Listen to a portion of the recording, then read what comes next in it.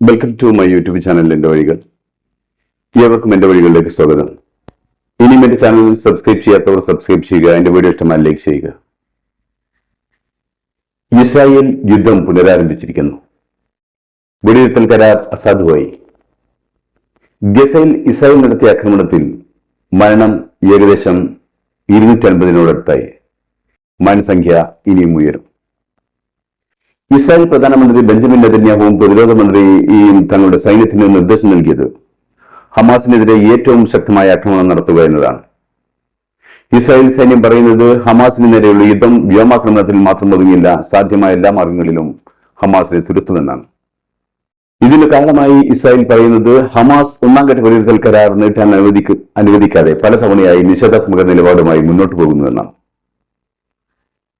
Israel military ടെലിഗ്രാമിൽ കുറിച്ചത് ഇപ്രകാരമായിരുന്നു: ഹമാസിന്റെ പരിധിയിലുള്ള സംഘടനകളിലേക്കാണ് ഞങ്ങൾ ആക്രമണം നടത്തുന്നത് എന്നായിരുന്നു. അതേസമയം ഇസ്രായേൽ ഗവൺമെന്റ് ഗസയുടെ അതിർത്തി പ്രദേശത്തുള്ള സ്കൂളുകൾ നിർത്തിവച്ചിരിക്കുകയാണ്. എന്നാൽ ഇസ്രായേൽ ആക്രമണത്തിൽ അക്ഷരാർത്ഥത്തിൽ രക്തപ്പുഴയായിരിക്കുകയാണ് ഗസ. മരിച്ചവരെ ഒന്നിനു മുകളിൽ ഒന്നായി കൂട്ടിയിട്ടിരിക്കുന്ന കാഴ്ച ഹൃദയഭേദകമാണ്.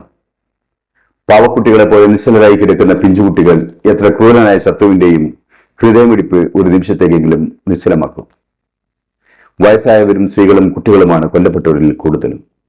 അപ്രതീക്ഷിതമായ ശക്തമായ ഒരു ആക്രമണം ഗസ ഒരിക്കലും പ്രതീക്ഷിച്ചിരിക്കില്ല. ഗസയിലെ പുൽക്കുടി പോലും പ്രതീക്ഷിച്ചിരിക്കില്ല ഈ അവസരത്തിൽ ഇസ്രായേൽ ഇത്രയും വലിയൊരു ആക്രമണം നടത്തുമെന്ന്. അതും വെടിനിർത്തലിന് വേണ്ടിയുള്ള ചർച്ചകൾ പുനരാരംഭിച്ചു നിൽക്കുമ്പോൾ ഇത്രയും കിരാതമായ ഒരു ആക്രമണം പ്രതീക്ഷിക്കാത്തത് കൊണ്ട് തന്നെ ഉറങ്ങിക്കിടക്കുന്നവരുടെ മുകളിലാണ് ഇസ്രായേൽ തീ വർഷിച്ചത്. ലോക പോലീസിന്റെ കസേരയിലിരിക്കുന്നത് ഭ്രാന്തമായ ചിന്താഗതികളും വികലമായ ആസൂത്രണങ്ങളുമുള്ള ഒരു എടുത്തുചാട്ടക്കാരനാണ്. അയാൾ അമേരിക്കയെ മാത്രമല്ല ലോകത്തെ തന്നെ നശിപ്പിക്കും.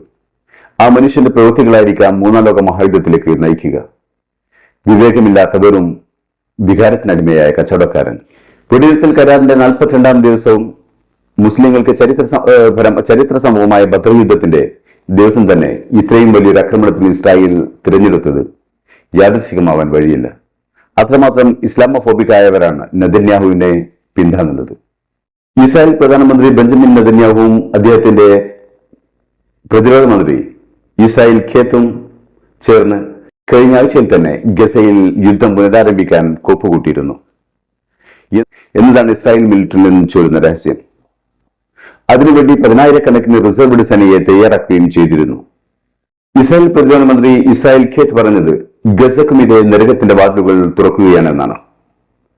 വ്യത്യസ്ത മാർഗങ്ങളിലൂടെയും വ്യത്യസ്ത മെക്കാനിസം ഉപയോഗിച്ചും അവരെ ഞങ്ങൾ ആക്രമിക്കും എന്നും കഴിഞ്ഞ 15 മാസത്തിൽ അവർ കണ്ടതിൽ നിന്നും വ്യത്യസ്തമായി അവർക്ക് വിശ്വസിക്കാൻ കഴിയാത്ത കാഴ്ചകളും അനുഭവങ്ങളുമായിരിക്കും അത്. മാത്രമല്ല സൈന്യത്തിന്റെ മറ്റു മാർഗങ്ങളും ഞങ്ങൾ ഉപയോഗിക്കുമെന്നാണ്. ഇവരുടെ വാക്കുകൾ സൂചിപ്പിക്കുന്നത് ഇസ്രായേൽ ഒരിക്കലും ഈ യുദ്ധം അവസാനിപ്പിക്കാൻ ആഗ്രഹിക്കുന്നില്ല എന്ന് തന്നെയാണ്. അതേസമയം ഹമാസ് ചർച്ചകളിൽ ഇസ്രായേലുമായി സംസാരിച്ചത് ഒരൊറ്റ തവണയായി തന്നെ ഞങ്ങൾ ജീവനുള്ളവരും അല്ലാത്തവരുമായ 51 ബന്ദികളെയും വിട്ടുതരാമെന്നാണ്. എന്നാൽ അതിനുവേണ്ടി 2ാം ഘട്ട വെടിനിർത്തൽ കരാർ പൂർത്തിയാക്കണം. പക്ഷേ അതിന് ഇസ്രായേൽ ഒരുക്കമായിരുന്നില്ല. ഇസ്രായേൽ ചതികളുടെ കളിവട്ടം ഒരുക്കൊണ്ടാണ് ആദ്യം മുതലേ മുന്നോട്ട് പോയിക്കൊണ്ടിരുന്നത്. ഇസ്രായേലിലെ പ്രതിപക്ഷ പാർട്ടികളും ബന്ദികളുടെ ബന്ധുക്കളും നെതന്യാഹുവിന്റെ എതിരാളികളും ഒരേ സ്വരത്തിൽ പറയുന്നത് നെതന്യാഹു ഈ യുദ്ധം അവസാനിപ്പിക്കുകയില്ല എന്ന് തന്നെയാണ്. അത് നീട്ടിക്കൊണ്ടുപോവുക മാത്രമാണ് ചെയ്യുക എന്ന്. കാരണം അദ്ദേഹത്തിന്റെ അഴിമതി കേസിന്റെ വിചാരണയിൽ നിന്നും അദ്ദേഹത്തിന് ഒഴിഞ്ഞു മാറണം, അത് തന്നെയാണ്. അതേസമയം അമേരിക്കൻ പ്രസിഡന്റ് ഡൊണാൾഡ് ട്രംപ് പറഞ്ഞത് ഹമാസ്, ഹൂത്തി, ഇറാൻ അവരെല്ലാവരും ഭീകരപ്രവർത്തനം നടത്താൻ പദ്ധതിയുള്ളവരാണ്. അത് ഇസ്രായേലിൽ മാത്രമല്ല അമേരിക്കയിലും. എന്നാൽ അവർ അതിന് ശക്തമായി വില നൽകേണ്ടി വരും. മിഡിൽ ഈസ്റ്റിലെ എല്ലാ നാശങ്ങളെയും തകർക്കുക തന്നെ ചെയ്യും. എന്നാൽ ഇസ്രായേൽ യുദ്ധം പുനരാരംഭിച്ചിട്ടും 250ഓളം വരുന്ന ഫലസ്തീനികൾ കൊല്ലപ്പെട്ടിട്ടും ഹമാസിൽ നിന്നും യാതൊരു പ്രതികരണവും ഇതുവരെ വന്നിട്ടില്ല.